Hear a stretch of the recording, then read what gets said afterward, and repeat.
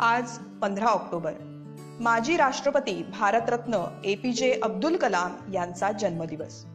Doctor APJ Abdul Kalam यांचे प्रगत भारताचे स्वप्न साकारण्यासाठीच त्यांचा जन्मदिवस 15 ऑक्टोबर म्हणजे वाचन प्रेरणा दिन म्हणून राज्यभर साजरा करण्यात येतो। देशातील प्रत्येक व्यक्ती सकारात्मक विचार करून स्वतःला समृद्ध कसा करेल आणि त्या योगे देश कसा शक्तिशाली होईल असाच विचार माजी राष्ट्रपती डॉक्टर अब्दुल कलाम नेहमी करीत असत। वैज्ञानिक असताना त्यांनी 1996 मध्ये इंडिया 2020 हे पुस्तक लिहिले। याच पुस्तकाच्या आधारे देशाच्या तेव्हाच्या नियोजन आयोगाने व्हिजन 2020 तयार केले। नकारात्मकतेचे कारण नाही, तुम्ही सर्व काही करू शकता, कारण तुमच्याकडे अलौकिक साहस आहे, हे पटवून देण्याचा डॉक्टर कलाम यांचा नेहमीच प्रयत्न राहिला। त्यासाठीच ते कायम मुलांमध्ये रमलेले असत। त्यातूनच त्यांनी इंडोमिटेबल स्पिरिट हे पुस्तक लिहिले। त्यांनी अशीच एकूण 24 पुस्तके लिहिलेली असून बहुतांश पुस्तके ही विद्यार्थी आणि शिक्षकांसाठी लिहिलेली आहेत। कोणताही देश त्या देशातील शाळांच्या वर्गांमध्येच घडतो असा त्यांचा सिद्धांत होता। चांगले संस्कार हे गोष्टीतूनच प्रभावी होतात। म्हणूनच या सामान्यातील असामान्य व्यक्तीच्या जीवनातील काही घटना व किस्से जे माझ्या वाचनात आलेत आणि मला ते भावले ते आज मी माझ्या बालमित्रांबरोबर शेअर करू इच्छिते। त्यातील पहिली कथा आहे, त्या पुस्तकाचे नाव आहे नवभारताचे शिल्पकार APJ अब्दुल कलाम। लेखक आहेत शंकर कराडे आणि प्रकाशक आहेत साकेत प्रकाशन। या पुस्तकात लेखकाने APJंच्या जीवनातील अनेक प्रसंग गोष्टीच्या स्वरूपात मांडले आहेत, त्यामुळे ते मुलांना अधिक रुचते। त्यातीलच एक छोटीशी कथा वाचण्याचा मला मोह येथे आवरत नाही आहे। ती गोष्ट अशी आहे, अब्दुलचे गणितावर एवढे प्रेम आहे की एक दिवस तो घरी गणित सोडवत बसला। शाळेचे भान त्याला राहिले नाही। त्याला शाळेत यायला उशीर झाला। तो शाळेत आला, वर्ग सुरू झाले होते। एका वर्गात मी गणिताचा तास घेत होतो। गणिताचे आकडे त्याच्या कानावर आले आणि हा आपलाच वर्ग आहे असे समजून त्याच वर्गात तो शिरला। या चुकीबद्दल त्याला मी छडीचा चांगलाच प्रसाद दिला। अब्दुलने आपल्या हाताकडे पाहिले आणि तो हसला। सारेच हसले। शिक्षक म्हणाले, अजून बातमी पूर्ण झाली नाही, ऐका, मी ज्यांना ज्यांना छडीचा प्रसाद दिला ते विद्यार्थी मोठेच झालेत, त्यांनी चांगले नाव मिळवले।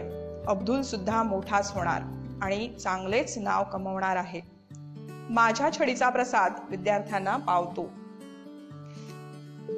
साऱ्या विद्यार्थ्यांनी टाळ्या वाजवल्या आणि अब्दुलने शिक्षकांना वाकून नमस्कार केला। म्हणजे इथे पहा, त्यांच्यातील नम्रपणा आणि शिक्षणाबद्दलची आस्था इथे दिसते। ही नीतिमूल्ये त्यांना त्यांच्यावर झालेल्या संस्कारातून मिळाली होती।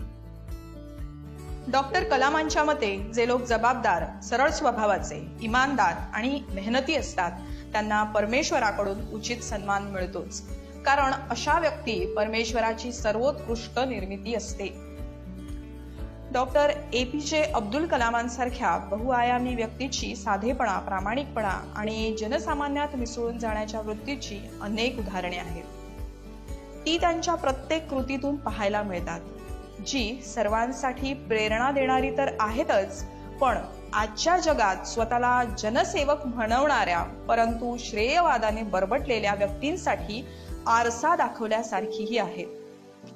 डॉक्टर कलामांच्या प्रामाणिकपणाबाबतचा एक किस्सा म्हणजे, डॉक्टर कलाम जेव्हा राष्ट्रपती झाले तेव्हा त्यांचे नातलग, त्यांचे आप्तेष्ट त्यांना भेटण्यासाठी राष्ट्रपती भवनात आले।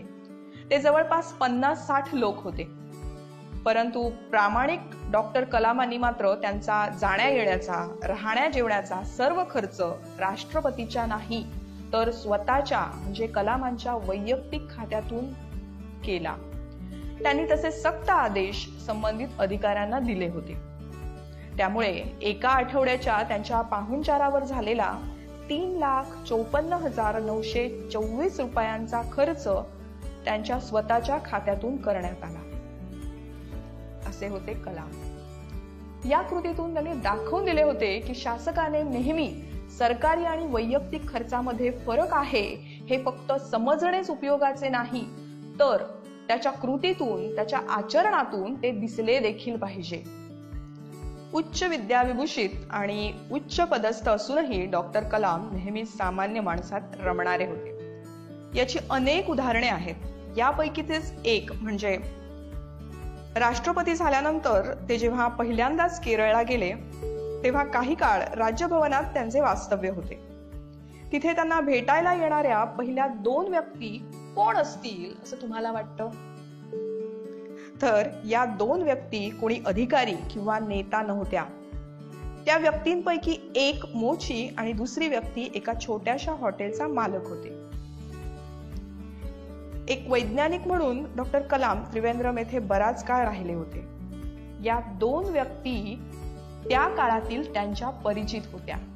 म्हणजे ज्या हॉटेलमध्ये ते रोजचे जेवण घेत त्याचा तो मालक म्हणजे एक व्यक्ती आणि दुसऱ्या व्यक्तीने अनेकदा त्यांच्या जुन्या चपला शिवून देण्याचे काम केले होते.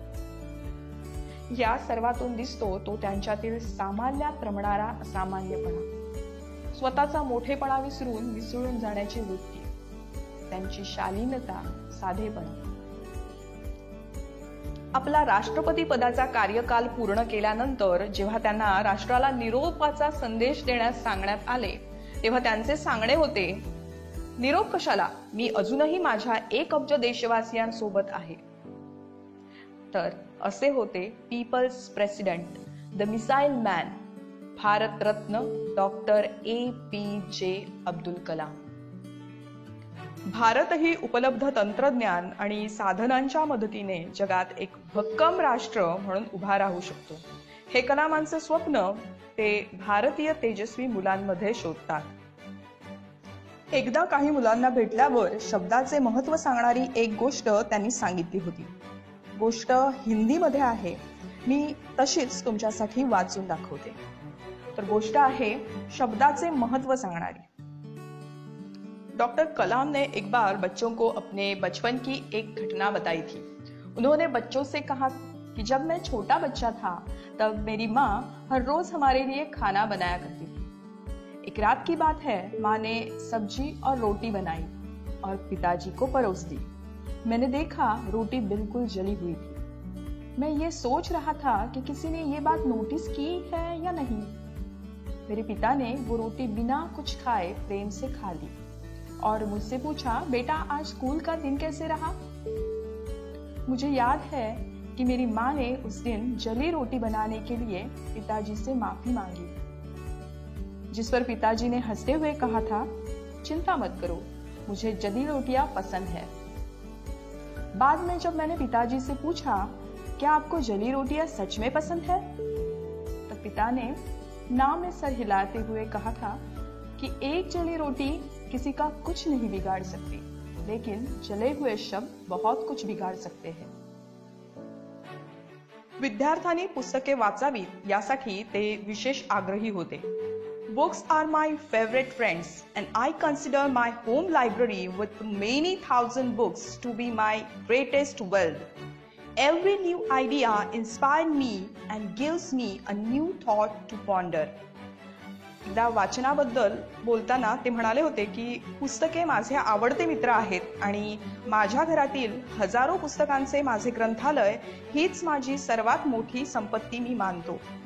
नवीन कल्पनांवर आधारित प्रत्येक नवीन पुस्तक मला प्रेरणा देते आणि विचार करण्यास नवीन विचार. तेव्हा बालमित्रांनो, भरपूर चांगली पुस्तके वाचा. डॉक्टर कलामांनी लिहिलेली 24 पुस्तकांची यादी मी या व्हिडिओच्या डिस्क्रिप्शनमध्ये तुमच्यासाठी देत आहे. तेव्हा ती अवश्य वाचा. आपल्या लाडक्या राष्ट्रपतींना आदरांजली वाहण्यासाठी एक तरी पुस्तक नक्की वाचा.